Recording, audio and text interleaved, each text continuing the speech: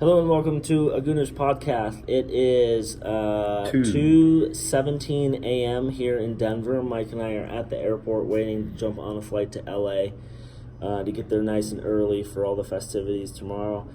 So we have joked for a couple days about how we've blagged our way into the media room, and honestly, yesterday there were not a lot of media for Arsenal. Mike and I were two of probably five, and as a lot of tweets have been coming out, there was an opportunity for media to meet with Kroenke, Vinay, Raul. I believe Kroenke's lawyer was in there, and the head of communications for Arsenal. And the two people who were not media were Mike and I. We're media now.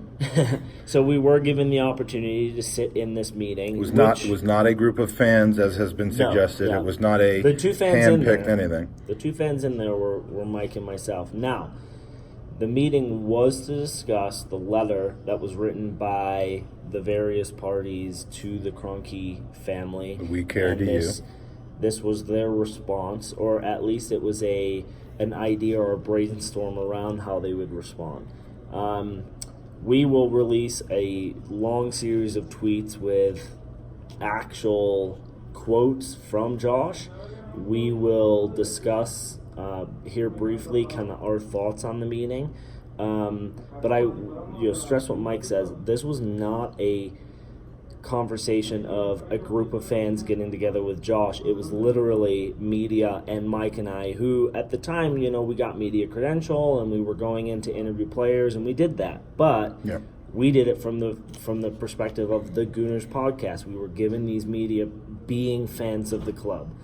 We just want to kind of clear that up because, the impression that it was Josh speaking to a group of fans kind of implies that the club said, okay, we need to spin this and we need to get some friendly faces in there who we can say a bunch of bullshit about too and get sympathy, and they're just happy to see the club with us. And that just couldn't be more wrong. It was frankly something that came up spur of the moment. It materialized right before game time and it happened at halftime. So, I just want to kind of clear up the misunderstanding that is some sort of preordained corporate event that was done, to put a spin on something, because it was really kind of straightforward and to the heart.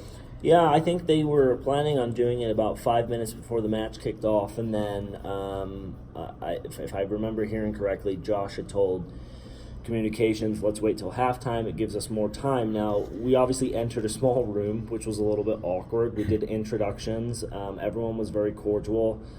Josh, for the most part, actually seemed like a pretty down-to-earth character, and was very open and, like, oh, you guys are with a podcast, kind of a vibe, but very respectful. There were John spent 10 minutes laughing at us. Yeah, and then, basically. No, just kidding. No, he was actually very gracious. Yeah, but I will say this. The first question posed to Josh was based around the letter, and you could tell his immediate response was, I woke up to this news, and he genuinely had an appearance of being upset, being angered that this is the way the fan base see him and his father. As you'll see through our series of tweets, there are a lot of questions that were asked. Some, I think, by Mike and I, that probably wouldn't have been asked in a press conference, but because we were shoved in this small room, they were asked and they were answered. Some of the questions might feel corporate, but I left the room not on Josh's side, but I have a better understanding of how and why this club is being run the way it is.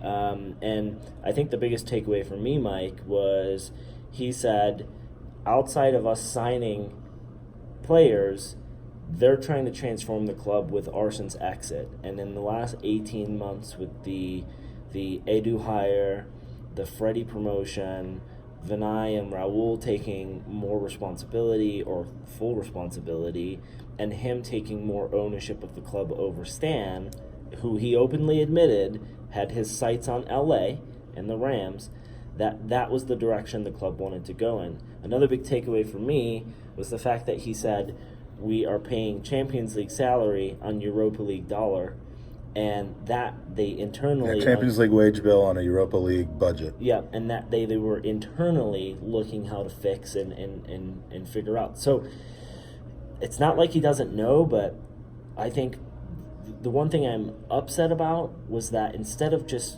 jumping on a camera and talking to Arsenal.com, which he could have done because they were in the room before and after us, he goes through the media and us. And I think it would have been better. You're upset about that? Well, no, but if we weren't in there, the sun and the mirror would be the two, and we even hear, hey, you guys are going to spin this. So if you know that's the case, why are you having those people be your soundboard? Right. Just pick up a camera and sit down and go, here's the plan. Now, you'll see through our series of tweets that he is looking to change, and he is upset that this letter, and whoever wrote the letter, I know some of the people involved. I want to say the letter was I woke up about 3 a.m. Denver time this morning, and just took a look at my phone, which I should never do because then I'm not getting back to sleep. But this was about an hour or two into happening, and I was fascinated by it. I read the letter. I've compared it to to some recent protests and recent tweets and messages that have gone out that were just blatantly about, kind of sounded like a youth temper tantrum about spending more money and that sort of thing. And I found those to be the wrong approach. I found this letter to be much more carefully written, much more thoughtfully written, and really asking for things that were not solely about turn into Manchester City and get us back into the Champions League and at top of the league again through spending, but about how the club is run. And Josh today, in this 15 minutes, talked about his role as custodianship of the club, which I thought was striking, if not corporate, still striking. He says, technically we own the club, but we're the custodians. We're the latest custodians in a 130-year history of a club, and we know we have a responsibility to the fans. And again, if you're going into a communication like this from Josh, inclined to hate him no matter what, inclined to hate the family no matter what, inclined to want them out no matter what, and not be happy until it's gone, you're going to see what you wanted to see in this interview that will convince you that that's exactly what needs to happen. If you truly believe what was in that letter, which is we just want you to communicate more, we want to hear what's going on, we want you to engage with the fans. Obviously there was a lot in the letter about the experience at the Emirates. That wasn't really discussed so much today. But if you truly think that, okay, Kroenkes are not leaving the club, they're not selling the club, what can they do to bring us back to what we need to be? We heard some things today that were a little promising. And he truly feels that the stuff that they, like I mentioned, the 18-month span of the hires and fires, as well as the upcoming meeting in July, in their mind, that was enough to show the Arsenal supporters that they were making change. And he's heard it loud and clear that that's not enough. And they're working internally, and their big thing for this was, how do we react to it on a positive note, but we don't react to it. We're not just reacting because the letter was written. And I think that's where he was hurt, because he said to us before the interview started, I feel like we're trying to do the right thing.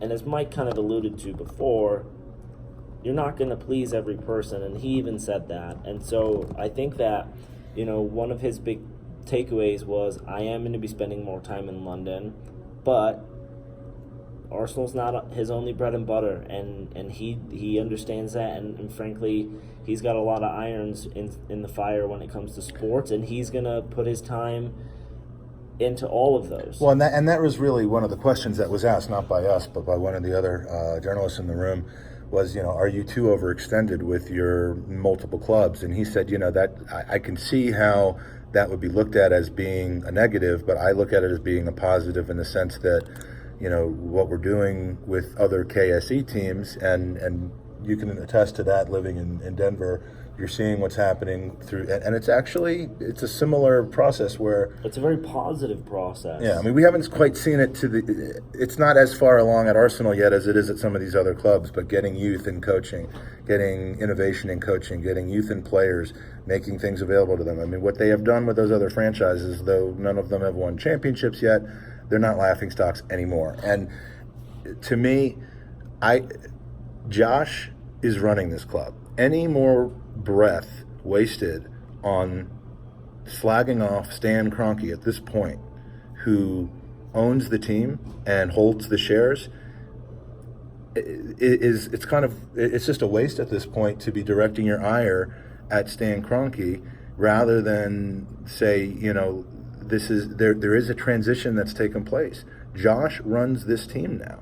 It was apparent in this meeting today, and I brought up the silent Stan, and I said it to his face. I kind of went like this when you said that, but and I think he wasn't a dick. He hit it like we wanted him to. He kind of said, well, my dad's his mind's on LA, and that's when he kind of got into his whole he's running the club, but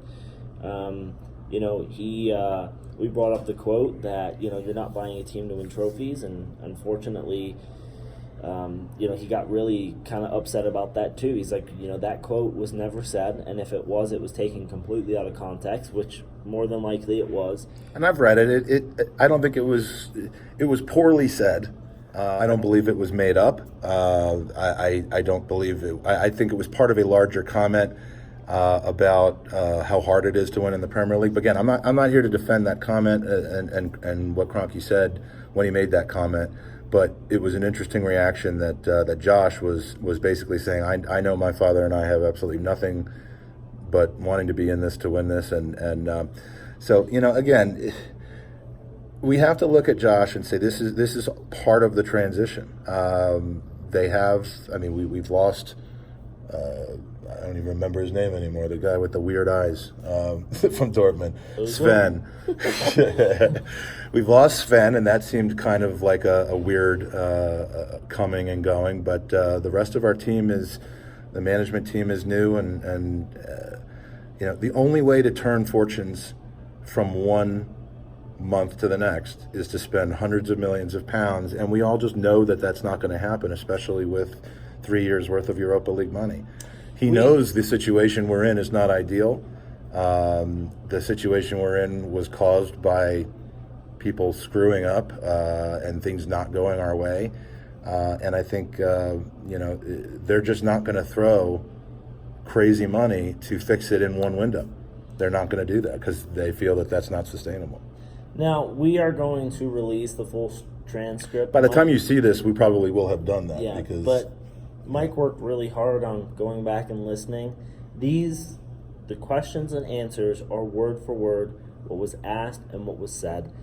I'm not going to speak for the other journalists in the room that do this for a living, but they do tend to put a spin on things. And so if you read what they've created in the story compared to what we've written, this is word for word. We literally walked into that with them knowing that we were two Arsenal supporters. I don't know if the fact that they didn't pick us for it because of that. No, but we were just in the room because we blagged our way in there. Now, it's my understanding that when that was going to happen, it was going to be Vinay and us. And I have a sneaking suspicion that John, the communications guy, went back down there Mark, and said, "There's two idiots up there." Do you think that happened? I truly do, because Josh wasn't going to come down, and then all of a sudden he showed up. So, and Raul was in there, didn't really say much, but, You forgot to pat each other on the back. But I think at the end of the day, what needs to be construed here as the bigger message is this wasn't where Josh handpicked people. We fell into this scenario, and we're glad we did. Because we got to see it firsthand, and I know a lot of people are going to read this and go, well, spend some fucking money, blah, blah, blah.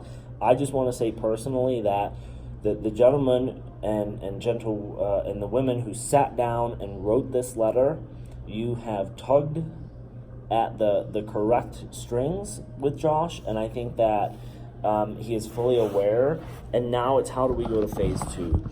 And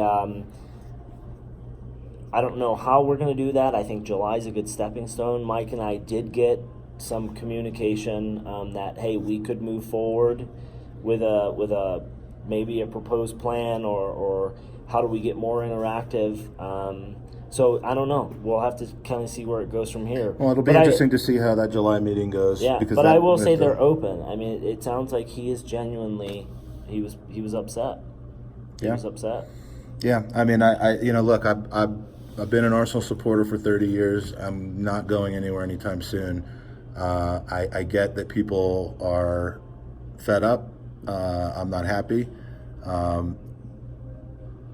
Personally, my choice, and I'm not trying to convince anyone else to have the same choice, is to see this out for the next, and you can look at me and say, okay, well, you've fallen for their line of, the continued line of that. You're welcome to say that, to think that, but it is there is absolutely no sense that I got in that room that they were all sitting there. I got a man from Barcelona sitting on his left, Vinay from whatever his previous experience was before Arsenal, sitting to his right, listening to Josh say corporate mumbo jumbo about wanting to win, and thinking in the back of their minds they have no interest in winning. So maybe I'm a sucker, but I do think that there's intent there, and I just think it is not. I think there's recognition that we got ourselves into a very big, deep hole, and it's not necessarily going to be fixed overnight.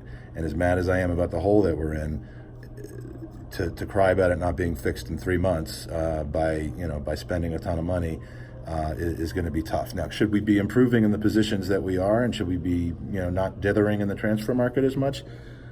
That would be nice. But Josh communicates more with the supporters. I think we'll be fine. Yeah. So time will tell whether this is the start of a movement that the team takes some heed on. Certainly came across that way to me today, or if it's more of the same for months and months and years. But we'll find out. Please visit our YouTube site for the Gooners podcast. You can subscribe. We'll have more content. We're bringing you a lot of stuff from the summer tour. Interviews. There's a lot more to come as we've got 3 more games. Follow us on @theGoonersPod. If you are feeling charitable, please go to Gooners versus Cancer. We're collecting money to help fight cancer worldwide for the Leukemia Lymphoma Society. And our next update will come from Los Angeles. All right, you ready to go? We got to hop on a flight. It's the middle of the night, and Andy's sleepy. I am. Very much so. I'm a little wired and buzzing, but hey. Come on, you Gooners.